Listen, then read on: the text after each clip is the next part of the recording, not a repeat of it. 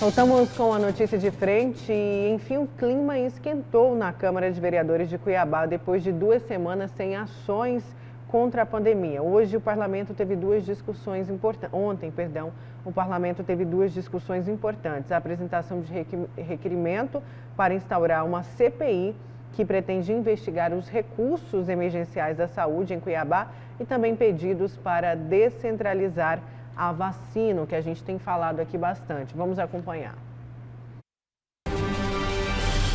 A dispensa de licitação foi permitida para agilizar as compras de equipamentos de saúde, medicamentos, a contratação de profissionais da área e por aí afora. Mas a transparência da aplicação dos recursos ainda é lei. E o próprio Ministério da Saúde estaria apontando falhas na comunicação da prestação de contas por parte de Cuiabá. Ao menos é o que avalia o vereador Pacola, que apresentou ao parlamento um requerimento para instaurar a CPI dos contratos emergenciais da saúde, firmados durante a pandemia. Nós temos denúncias e nós temos também documentos de auditores do Ministério da Saúde que apontam irregularidades nas questões contratuais, em especial para prestações de serviços durante esse período da pandemia voltado para a saúde e a aquisição de insumos e medicamentos também na área da saúde. Nós sabemos que esses insumos e medicamentos subiram por falta, uma oferta e demanda do mercado, e a nossa intenção aqui é de fato investigar para que, se isso foi de maneira legal e por conta da situação da ausência desses produtos no mercado, a gente vai também relatar dessa forma. Caso tenha alguém se aproveitado deste momento para de alguma forma usurpar ou usar essa facilitação de contratação para benefício individual ou para benefício de grupos, com certeza isso precisa ser investigado e processado com os devidos direitos de ampla defesa, contraditório futuro, caso assim nós identificarmos. O parlamentar antecipa que tem denúncias, não quer fazer acusações, mas já teria materialidade que justificaria a investigação. Nós estamos já há algum tempo dentro da casa conversando com os colegas sobre a importância de instaurar esse procedimento, que vale ressaltar, é um procedimento investigatório. Ninguém aqui está afirmando ou acusando ninguém, nenhuma empresa, nenhuma pessoa ainda, mas existem indícios suficientes que nos levam a crer que é necessário, como parlamento, em razão de existir a fiscalizar o executivo e a execução do orçamento do executivo, que a gente avalie, porque alguns contratos têm fortes indícios de direcionamento, de sobrepreço e coisas, tanto na fase contratual, de execução e formalização do contrato, quanto na execução do contrato. Se a CPI for instaurada, a investigação será em 100 milhões de reais. Grande parte desse volume é proveniente de recursos do governo federal. Mas para que a CPI saia do papel, é preciso que o requerimento tenha pelo menos 9 assinaturas. E aí o vereador pede a consciência dos colegas. Ele tentou já essas assinaturas antes de apresentar na sessão de forma oficial. Faz 30 dias que ele discute a instauração desse instrumento no Colégio de Líderes e até o momento não conseguiu o apoio necessário. Eu acredito que nós temos aqui vereadores que são da base, nós sabemos que dessa forma se posicionam, mas dentre esses vereadores eu tenho certeza absoluta que muitos deles estão do lado da população, estão do lado da verdade e da transparência. Então eu acredito que a gente vai conseguir sim as 9 assinaturas e vai depender de você, cidadão, pressionar o vereador que você votou, que você ajudou a eleger, para que ele fique do lado correto, que é fazer o que a razão de existir da nossa Casa de Leis, que é fiscalizar o Executivo também. Teriam assinado o requerimento apenas o próprio Pacola, os vereadores Diego Guimarães, Michele Alencar, Dilemário Alencar e Edna Sampaio. E avalia que a CPI traria agilidade regimental nos prazos para que a Prefeitura responda aos questionamentos e envie documentos. Caso contrário, a gestão responde quando e como quer. Nós fizemos a Casa de Leis, a Câmara Municipal, ela tem 3 ferramentas aí diretas, vamos dizer assim, que são as indicações para o Executivo, os requerimentos, que é em especial dos documentos, que a gente já fez alguns também, e a própria investigação, que é um requerimento também para a instauração de CPI. Os demais são projetos de lei, Então, essas ferramentas já foram utilizadas e a investigação ela é importante porque o requerimento que eu faço hoje ele pode ser devolvido, pode ser me respondido daqui 60, 90 dias. Com uma CPI, eu vou dar um prazo de 48 horas para fazer a entrega dos documentos e, caso não fizer, eu posso judicializar isso com uma determinação judicial para que seja entregue e, não cumprindo, poder inclusive pedir buscas de apreensão e outras medidas legais que são cabíveis para qualquer investigação. Além do requerimento para instauração da CPI, os vereadores fizeram indicações à Secretaria de Saúde, cobrando à gestora da pasta a descentralização da vacinação contra a Covid, que acontece apenas no Centro de Eventos do Pantanal, causando aglomeração e dificuldade de acesso. Foi em São José dos Campos, São Paulo, pronto, está funcionando em apenas 33 dias. Podemos trazer para cá com esse recurso. A secretária de Saúde, Ozenir Félix, respondeu aos vereadores que iria analisar a possibilidade de colocar a vacinação nos postos de saúde. Em contrapartida, o vereador Dilemário Alencar denunciou o alto valor pago de aluguel ao Centro de Eventos do Pantanal. São quase R$173 mil por mês. O contrato seria de 3 meses, o que totalizaria pouco mais de R$500 milhão. Pois é, o que a gente tanto tem falado aqui de descentralizar, né, Lúcio? Descentralizar essa questão da vacina. E dá para fazer. Eu perguntei aqui para o secretário Marcos Lemos qual que era a receita. Deixa eu trazer aqui. Respondeu. Ele falou só assim, ó, fazer direito. Simples assim. Exatamente. Resumiu. Em 2 palavrinhas ele traduziu tudo. E aí é o seguinte, e uma outra questão. Não tem o cadastramento prévio? Tem, não tem? Tem. Pois é. Quando a pessoa faz o cadastramento prévio, ela diz onde ela mora, não diz? Não é isso? Exatamente. É isso? No bairro. Mora lá no Pedregal, no Tijucal, no Osmar Cabral, no Pedra 90, no CPA 1, né? Aí é o seguinte, aí a prefeitura já está sabendo quantas pessoas vão tomar a vacina naquele bairro, né? E aí seria muito mais fácil descentralizar a imunização, né? Porque eles já têm o contingente certo. Mas de repente fica mais fácil gastar 500 mil, né? Do que facilitar a vida do cidadão, principalmente das pessoas mais idosas, que são aquelas que estão sendo imunizadas nesse momento. Vamos para o seu destaque? Vamos lá. Também polêmico, sem dúvida alguma, né? Para sexta-feira, tá bom. Meu destaque é com relação à saída do Pazuello, Eduardo Pazuello, do Ministério da Saúde, né? Para deixar bem claro o seguinte, o quanto que realmente alguns ministros que são indicados pelo presidente da República, Jair Bolsonaro, são criticados, né? São criticados porque põem a mão na ferida, né? Levam para determinados ministérios, né, algo que nunca teve, ou realmente é muito raro, que é a questão de probidade e honestidade.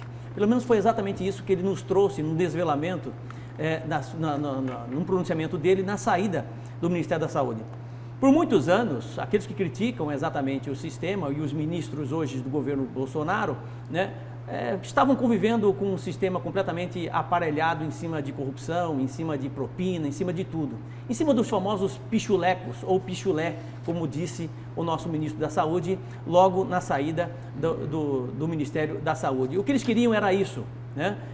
No final do ano, vinha aqui bancadas de políticos de mais diversos partidos pedindo propina para poder aprovar isso ou aprovar aquilo, determinar uma nota técnica para um medicamento, enfim. Ou seja, o antro da política que nós sempre soubemos que existiu ou existia, mas não tínhamos, de certa forma, desvelada por parte de um ex-ministro, no caso, o ex-ministro Eduardo Pazuello. Eu fico imaginando o seguinte: se na esfera federal, Brasília, você tem exatamente esse corrimão de corrupção gigantesco em nosso país, junto ao Ministério da Saúde, que são pressões de lobby o dia todo, imagina a indústria farmacêutica, o quanto de lobby não tem numa situação como essa, né? Imagine você no Estado, né? Numa Secretaria de Estado de Saúde, numa Secretaria Municipal de Saúde, o quanto de propinagem e de corrupção não deve correr nas mãos, e exatamente é por isso que os gestores precisam ter, sobretudo, princípios e valores inabaláveis para que realmente não sejam seduzidos por isso, né? Vai ver que é por isso que ele sempre foi muito atacado, o Pazuello, né? Por trazer princípios militares de ética, de probidade e de honestidade para o Ministério da Saúde. E realmente, quando você põe a mão na ferida, você acaba sendo condenado por isso, né? Ele disse e deixou claro o seguinte: final do ano, comitivas vinham aqui pedir propina para mim. Teve um grupo de políticos que tentou empurrar uma pseudonota técnica que nos colocaria em extrema vulnerabilidade, querendo que aquele medicamento, olha só, a partir dali estava com critérios técnicos do Ministério. E ele, o medicamento, não tinha, contou Pazuello. Você quer mais absurdo que isso? Né? Você quer mais absurdo que isso? Isso tudo é pressão, por pressão política. Ali começou a crise com a liderança política que nós temos hoje. Aí chegou o final do ano, uma carreata de gente, políticos pedindo dinheiro politicamente. Foi outra porrada, porque todos queriam o pichulé, propina. No fim do ano, acusou o Pazuello, acrescentando que o caixa do Ministério é muito cobiçado e sempre foi muito cobiçado e estava completamente aparelhado por conta da corrupção. Né? O Ministério é o foco, o aval das pressões políticas. Por quê? Por causa do dinheiro que é destinado aqui de forma discricionária. A operação de grana com os fins políticos acontece aqui toda hora. Acabamos com 100% dessa corrupção? Claro que não. 100% nem Jesus Cristo. Nós acabamos com muito. Afirma garantindo que virtudes próprias dos militares, como honestidade e ética, estavam em falta no Ministério quando ele assumiu. Olha só o que ele disse: faltava gestão, liderança, ética, probidade, honestidade e responsabilidade. Trouxemos esses atributos para onde normalmente, pela própria construção política que se faz, não são atributos que vêm junto. Quais são os atributos que vêm aqui? Relacionamento, normalmente, composição política, direcionamento de político, corrupção, propina, pichulé, não sei mais o que. É um cargo político, analisou, infelizmente. Então, o que eu trago aqui como posicionamento é assim: antes de apontar o dedo, né, observe o que é que nós tínhamos antes.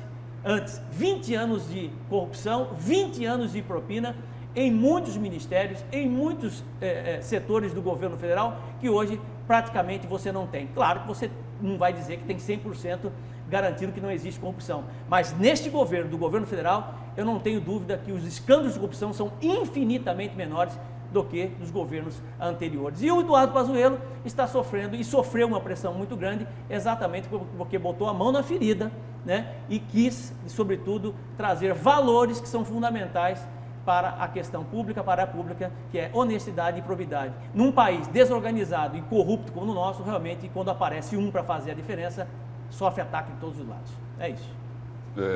A minha observação sobre o comentário do professor Haroldo é o seguinte: é de que Eduardo Pazuello não foi demitido por ser honesto, né?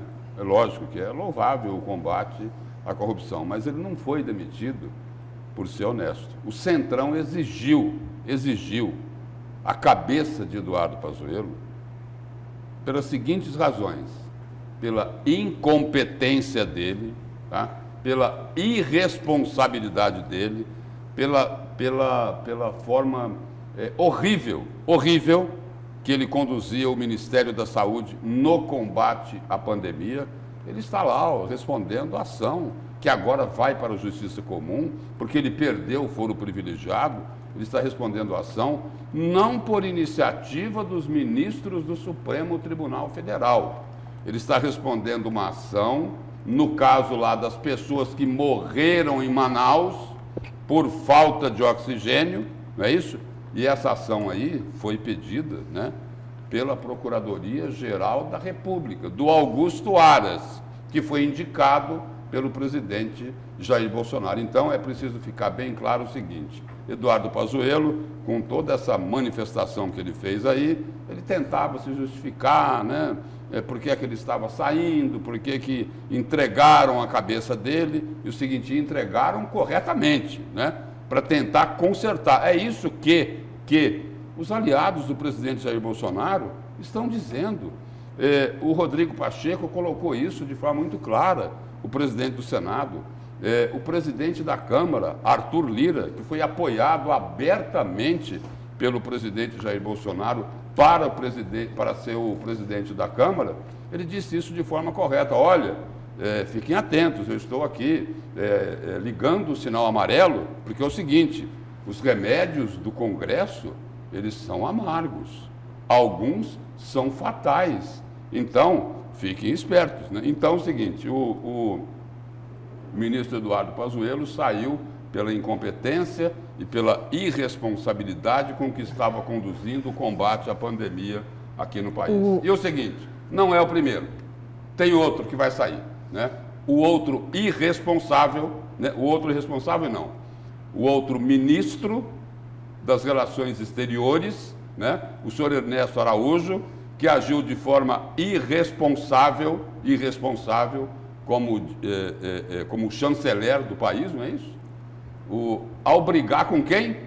Com a China e com a Índia, os maiores produtores da vacina atualmente no mundo todo. E aí o seguinte, contestado pela Câmara e pelo Senado, Ernesto Araújo vai participar lá de uma cúpula do Mercosul hoje, só que o presidente Jair Bolsonaro já está procurando um substituto para Ernesto Araújo, porque não só a oposição, os aliados do presidente Jair Bolsonaro estão dizendo ao ministro Ernesto Araújo o seguinte: ministro, ajuda o Brasil, vai para casa, pede demissão, né? E aí o presidente da Câmara, Arthur Lira, afirma que o Itamaraty precisa funcionar, deixar a ideologia de lado e negociar com todos os países a compra de vacinas contra a Covid-19. Né? Ernesto Araújo integra a chamada ala ideológica do governo. O ministro se refere à Covid como comunavírus. Ministro das Relações Exteriores do Brasil, e afirma que a adoção de medidas pela Organização Mundial de Saúde para conter a pandemia é apenas o primeiro passo na construção da solidariedade comunista planetária. Espera aí, um ministro das Relações Exteriores, ele não pode se manifestar dessa forma. Não pode se manifestar dessa forma, e é por isso o seguinte, que além das críticas de Arthur Lira, diversos senadores têm cobrado a saída de Ernesto Araújo, e até o presidente do Congresso, Rodrigo Pacheco, afirma que o trabalho do Itamaraty está aquém do desejado. Então, e só para complementar, aquilo que atrapalha o país, né? Aquilo que atrapalha o país, um assessor internacional do presidente Jair Bolsonaro, né? Sentado atrás do ministro das Relações Exteriores, Ernesto Araújo, enquanto fazia uso da palavra o presidente do Senado, que é também o presidente do Congresso, o senador Rodrigo Pacheco, ele agora vai ser investigado. Vai ser investigado por um gesto, né, que ele fez enquanto falava o presidente do Senado, Rodrigo Pacheco, e um gesto que está sendo interpretado como da supremacia branca, né? Um gesto racista, não é isso? Um gesto racista. Eu não sei se eu vou repetir o gesto aqui. Aí ele é o seguinte, aí ele falou que estava arrumando o terno. Mas esse gesto aqui é para arrumar o terno? Não é? É outra coisa, né? É outra coisa. Eu vi uma declaração ontem de um professor de Relações Internacionais da Universidade de São Paulo que explicou assim de forma brilhante o que é esse gesto. Então é o seguinte, o Brasil não precisa disso. O Brasil não precisava do Eduardo Pazuello, foi embora, e o Brasil não precisa do que faz o senhor Ernesto Araújo como ministro das Relações Exteriores do Brasil. Tem que ir para casa mesmo. O pessoal está perguntando aqui, Haroldo, muita gente para você, por que como militar, o Pazuello não fez alguma coisa? Por exemplo, dar voz de prisão para aqueles que tentaram. Olha, primeiro que eu não queria estender esse debate por conta até da falta de tempo, mas, por exemplo, quando o Lúcio diz... tempo ainda. Sim, quando o Lúcio diz a questão da irresponsabilidade do ministro Pazuello, onde que houve irresponsabilidade? Com relação ao oxigênio no Amazonas, o Amazonas recebeu 18 bilhões de reais do governo federal. ficou a cargo do governador, do secretário que foi preso, para poder exatamente comprar os oxigênios. Quem conhecia a demanda da Amazônia eram os governadores. Então põe a culpa no Supremo Tribunal Federal. Foi o Supremo Tribunal Federal que fez essa cabeçada, essa burrada em descentralizar a questão do combate à pandemia do governo federal nas mãos dos governadores. Você tem que cobrar o governador do Amazonas, cobrar o secretário municipal estadual de saúde do Amazonas, não joga nas costas do ministro Pazuello, que absolutamente não tem ligação nenhuma, não teve pelo menos nem autonomia para isso à época. Quer dizer que agora existe uma catástrofe no Brasil todo, o ministro está completamente amarrado, assim como o presidente Jair Bolsonaro está amarrado em atitudes para poder o enfrentamento por conta de uma determinação do Supremo Tribunal Federal. Agora é fácil simplesmente tirar o ministro e achar que ele é irresponsável. Eu discordo completamente. Tá, agora deixa eu voltar ao gesto. Tapar o sol com a peneira. Não, né? Por exemplo, o ministro da Saúde do Brasil, né, fica sabendo que vai faltar o oxigênio e ele não faz nada? Opa, espera aí. Não vai fez. faltar oxigênio, então? Não, quem tem que saber disso é o governador. Não, ele não fez nada. Quando chegou o Ministério da Saúde, tava... professor, não sei se você sabe, o Ministério da Saúde é o responsável pela logística, ok? Agora é o seguinte, o ministro da Saúde sabe que vai faltar oxigênio, sabe que pessoas vão morrer. Concordo com você. Ele não sabe, Lúcio. Você está usando premissa falsa do seu raciocínio, Lúcio. Quem está falando mentira é você. Sabe. Ele confessou sabe, que ele recebeu. Está no Amazonas, Lúcio. Ele recebeu a informação. Tem Mas documento. depois que a coisa já estava estourada no Amazonas. Antes de estourar. Ele recebeu. Professor, se você faz questão de defender... Por exemplo, não estou defendendo. Você fez questão aqui de endeusar um incompetente. Não estou endeusando ninguém. Um irresponsável. Não estou endeusando ninguém. Estou mostrando as qualidades do ministro. Não adianta eu querer contrapor aqui que não vai adiantar. Não vai adiantar. Agora é o seguinte, eu não vou tapar o sol com a peneira. Eu não vou passar pano para quem não cumpriu a obrigação dele, que foi o caso do seu Eduardo Pazuello. Você acha que ele é responsável? Eu acho que ele não foi responsável. Tudo bem. Aí não vai ter acordo nunca. Vamos deixar o juízo para o telespectador. Vamos deixar o juízo para ele. Gente, rapidinho, sobre o gesto feito, o pessoal está me mandando aqui memes de outras pessoas que fazem gestos parecidos, mas aqui é bem diferente, tá? Estou defendendo essas pessoas não, mas não tem nada a ver. A Verônica tem o vídeo aí. Vamos colocar aí, Verônica, para mostrar a diferença aí. Tá cortado, Verônica, a fonte. Nesse sentido, o assessor ali, não é? Melhor a contribuição. Olha lá o gesto lá, olha lá o gesto. Ele falou que ele estava arrumando o paletó. A lapela. A lapela do paletó.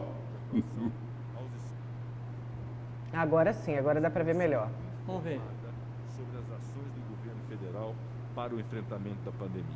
Nesse sentido, precisamos conhecer melhor a contribuição do Ministério das Relações Exteriores. E não é só isso que leva a crer que ele fez esse gesto, é porque ele já tinha feito, tinha escrito no Twitter e nas redes sociais dele. Tem todo um histórico, né? Ele já tem um histórico disso. Então, e, já gente, tinha se manifestado a gente usa aqui forma. a lapela sempre. Não é assim que arruma a lapela. Ele podia ter, sei lá, no caso ali, a lapela do paletó, mas né? mesmo assim, não arruma desse jeito. Não, mas não dá para arrumar assim, né? Não tem com como. Esse gesto isso aqui, né? ó, tem um fio aqui atrás, se você puxa, vai tudo... E a pessoa que usa isso sabe. E ele usa sempre. Mas, enfim, que seja punido. Que tenha uma punição. E o próprio presidente Jair Bolsonaro disse que quer afastá-lo já do cargo, né? Tem que ter punição mesmo. Se houve um histórico, houve uma intencionalidade por trás dessa ação, né? E aí, paciência. Bom, gente, vamos? Já acabou? Vamos. Vamos embora, então. Lúcio, obrigada, bom dia. De nada, bom dia. Bom dia, Haroldo Arruda Júnior.